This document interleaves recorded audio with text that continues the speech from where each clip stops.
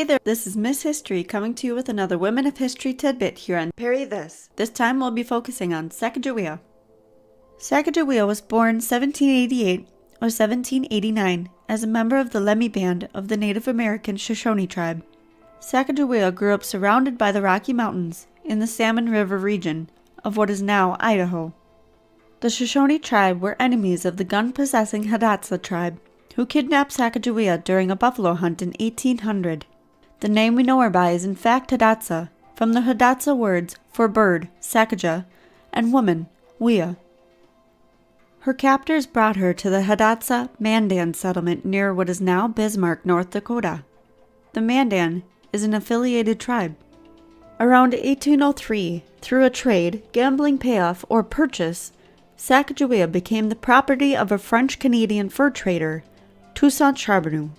Charbonneau had lived among the Native Americans for so long he adopted some of their traditions, including polygamy. Sacagawea became one of his 2 wives and was soon pregnant.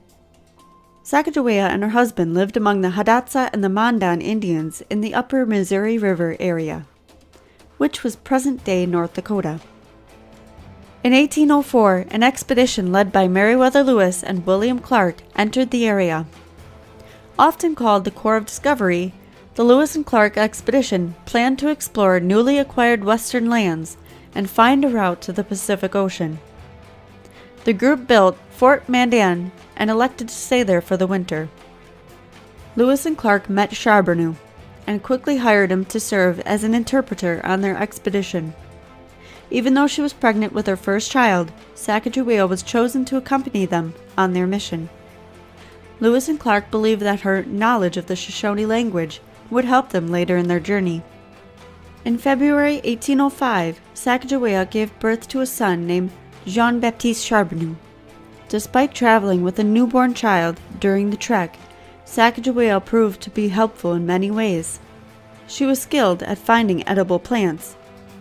When a boat she was riding on capsized, she was able to save some of its cargo, including important documents and supplies. She also served as a symbol of peace. A group traveling with a woman and child were treated with less suspicion than a group of men alone. Sacagawea also made a miraculous discovery of her own on the trip west. When the Corps encountered a group of Shoshone Indians, she soon realized that its leader was actually her brother, Kamawait.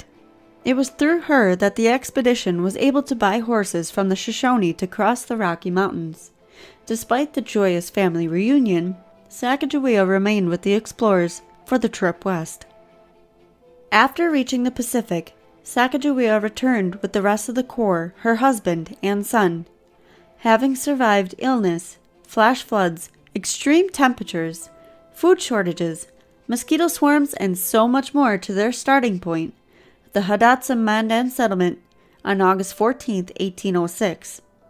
For Charbonneau's service, he received 320 acres of land and $500.33. Sacagawea had received no compensation.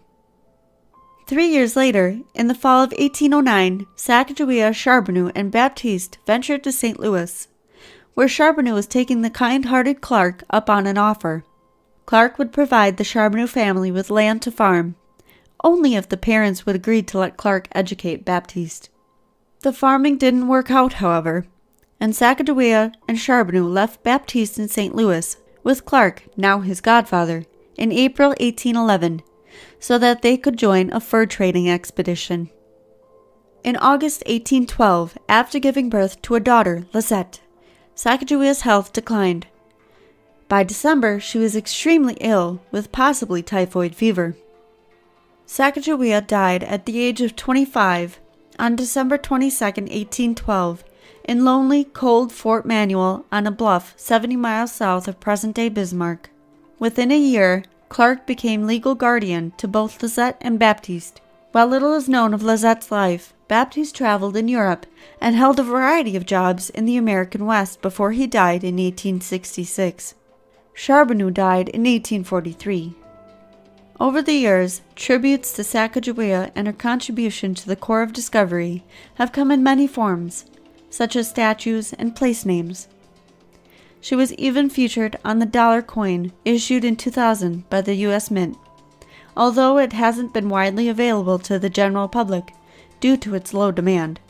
Covered in brass, the Sacagawea coin, aka the Golden Dollar, was made to replace the Susan B. Anthony dollar. Wow, well that wraps it up for today. I'm Miss History signing off.